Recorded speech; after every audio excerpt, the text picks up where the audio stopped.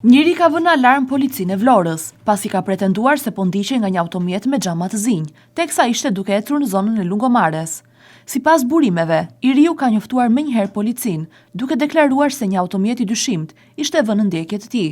Menjëherë mbas telefonatës, patrullat e policisë së Vlorës janë afruar në vendngjarje për të verifikuar situatën. Mbas raportimit dhe verifikimeve të kryera, rezultoi se automjeti në fjalë ishte i policisë së shtetit, i cili po patrullonte zonën me një mjet pa logo zyrtare. Kjo situatë ka shkaktuar frikë tek i riu, i cili është afruar pranë patrullës rrugore me bindjen se po ndiqej.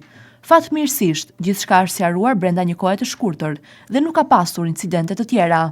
Specialistët e seksionit të trafikut urban dhe interurban Vlorë arrestuan shtetasin RH, 33 vjeç, banues në fshatin Kërkov, pasi u konstatua nga shërbimet e policisë duke drejtuar automjeti në gjendje të dehur. Specialistët për hetimin e krimeve në Komisariatin e Policisë Vlorë referuan materiale në prokurori dhe nisën procedimin penal për shtetasit, VK, 27 vjeç, pasi në vendin e quajtur ish kombinati, gjatë kontrollit të ushtruar nga shërbimet e policisë, ju konstatua një mjet prerës thik. L, 30 vjeç, banues në Vlorë, pasi për motive të dobta është konfliktuar me fjalë dhe fizikisht me shtetasin AC, 34 vjeç, banues në Vlorë. Specialistët për hetimin e krimeve në Komisariatin e Policisë Himar referuan materiale në prokurori dhe nisën procedimin penal për shtetasin, TQ, 27 vjeç, banues në fshatin Borsh, pasi ndaj tij ka bërë kallëzim shtetasja, RS 41 vjeçe, e cila pretendon se ky shtetas e ka kanosur përmes telefonit. Specialistët për hetimin e krimeve në Komisariatin e Policisë Sarand